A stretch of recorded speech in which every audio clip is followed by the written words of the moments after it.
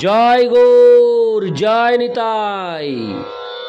আজ 19শে আশ্বিন 1432 ও 6ই অক্টোবর 2025 সোমবার, কোজাগরী লক্ষ্মী পূজা। আজ এই লক্ষ্মী পূজার দিনে আমি শ্রী চৈতন্য চরিতামৃত পাঠ করছি। আজ আমি পাঠ করছি চৈতন্য চরিতামৃতের মধ্যলীলা প্রথম খণ্ড, শ্রী চৈতন্য মহাপ্রভুর দক্ষিণ ভারতের তীর্থ পর্যটনের শ্লোক 283 থেকে 293। নারায়ণ হে নারায়ণ, ভবভয় হরণম নারায়ণ।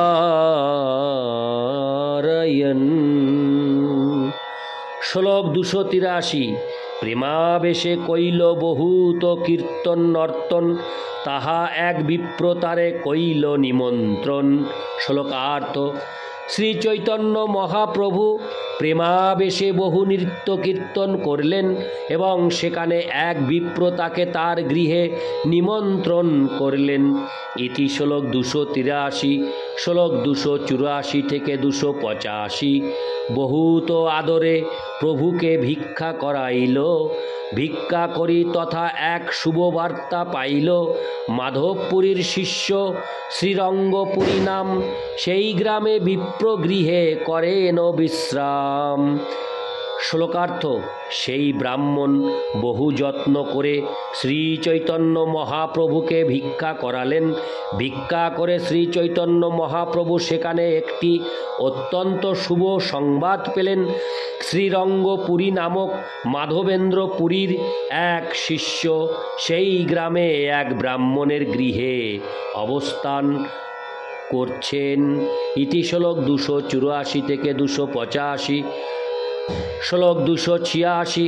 শুনিয়া চলিলা প্রভু তারে দেখিবারে, বিপ্রগৃহে বসি আছেন দেখিলা তাহারে। শ্লোকার্থ: সেই সংবাদ পেয়ে শ্রী চৈতন্য মহাপ্রভু তৎক্ষণাৎ সেই ব্রাহ্মণের গৃহে শ্রীরঙ্গপুরীকে দর্শন করতে গেলেন এবং সেখানে গিয়ে দেখলেন যে তিনি বসে রয়েছেন। ইতি শ্লোক 286। শ্লোক 287। প্রেমাবেশে করে তারে দণ্ড প্রণাম, অশ্রুপুলক কম্প সর্বাঙ্গে পড়ে ঘাম। শ্লোকার্থ: শ্রীরঙ্গপুরীকে দর্শন করা মাত্র প্রেমবিষ্ট হয়ে শ্রী চৈতন্য মহাপ্রভু তাকে দণ্ডবৎ প্রণতি নিবেদন করলেন এবং তার অঙ্গে অশ্রুপুলক কম্প, স্বেদ আদি সাত্ত্বিক বিকার সমূহ দেখা দিল। ইতি শ্লোক 287। শ্লোক 288। দেখিয়া বিস্মিত হইল শ্রীরঙ্গপুরীর মন, উঠহ শ্রীপাদ বলিলা বচন। শ্লোকার্থ: শ্রী চৈতন্য মহাপ্রভুর এই প্রেমাবিষ্ট অবস্থা দেখে শ্রীরঙ্গপুরী অত্যন্ত বিস্মিত হলেন এবং তার কাছে গিয়ে তাকে মাটি থেকে উঠতে বললেন। ইতি শ্লোক 288। শ্লোক 289। শ্রীপাদ ধর মোর গোসাঙ্গীর সম্বন্ধ, তাহা বিনা অন্যত্র নাহি এই প্রেমার গন্ধ। শ্লোকার্থ: শ্রীরঙ্গপুরী শ্রী চৈতন্য মহাপ্রভুকে বললেন, শ্রীপাদ, আপনি নিশ্চয়ই আমার গুরুদেব শ্রী মাধবেন্দ্র পুরীর সঙ্গে সম্পর্কিত। তা না হলে এই ধরনের ভগবৎ প্রেম তো অন্য কোথাও দেখা যায় না।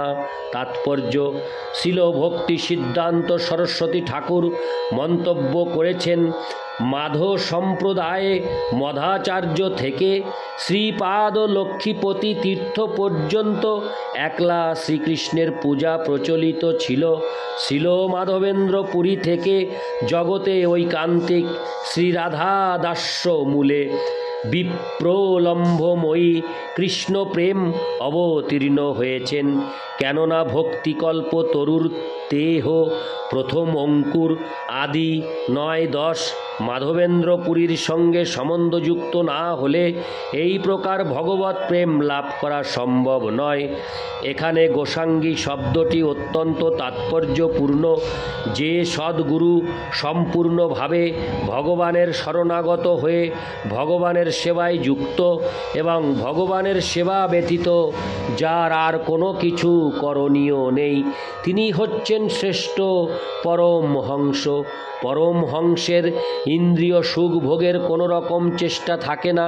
তিনি কেবল শ্রীকৃষ্ণের ইন্দ্রিয়ের সন্তুষ্টি বিধান করতে তৎপর।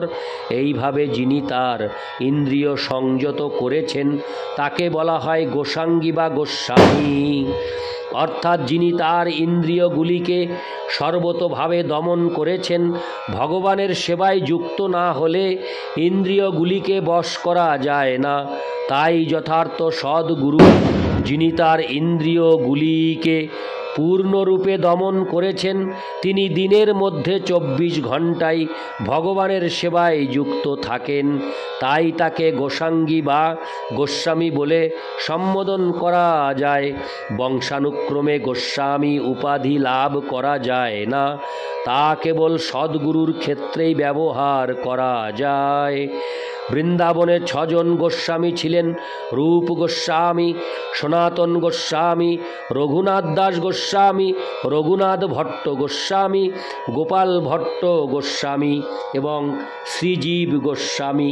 এদের কেউই বংশানুক্রমে গোস্বামী উপাধি লাভ করেননি। বৃন্দাবনের এই সমস্ত গোস্বামীরাই ছিলেন ভগবদ ভক্তির সর্বোচ্চ স্তরে অধিষ্ঠিত আদর্শ সদ্গুরু এবং তাই তাদের বলা হতো গোস্বামী।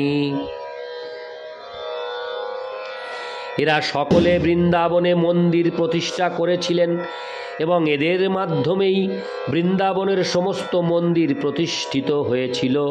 পরবর্তীকালে ওই সকল মন্দিরের পূজার ভার তাদের কয়েকজন গৃহস্থ শিষ্যের উপর ন্যস্ত করা হয় এবং সেই থেকে তারা বংশানুক্রমিকভাবে গোস্বামী উপাধি ব্যবহার করে আসছেন। কিন্তু প্রকৃতপক্ষে যে সদ্গুরু শ্রী চৈতন্য মহাপ্রভুর ধারায় কৃষ্ণ ভাবনামৃত প্রচার করছেন এবং যার সমস্ত ইন্দ্রিয় সম্পূর্ণরূপে বশীভূত, তিনি কেবল গোস্বামী উপাধিতে অভিহিত হতে পারেন।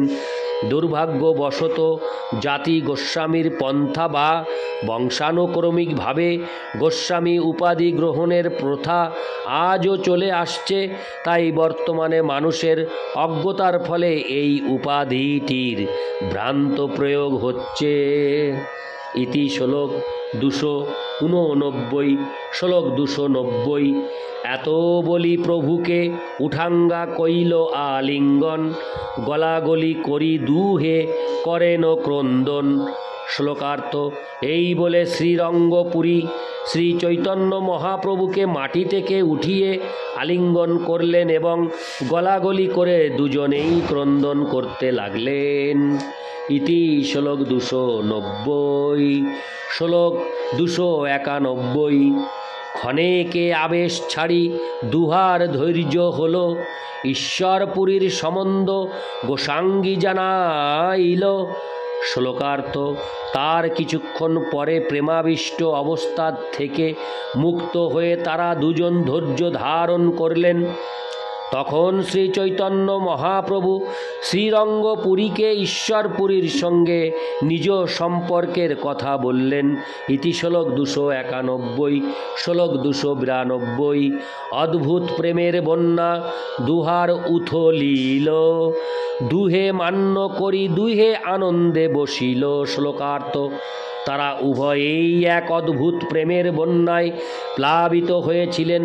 অবশেষে তারা পরস্পরকে যথাযথ শ্রদ্ধা নিবেদন করে কৃষ্ণ কথা আলোচনা করতে বসলেন। ইতি শ্লোক 292। শ্লোক 293।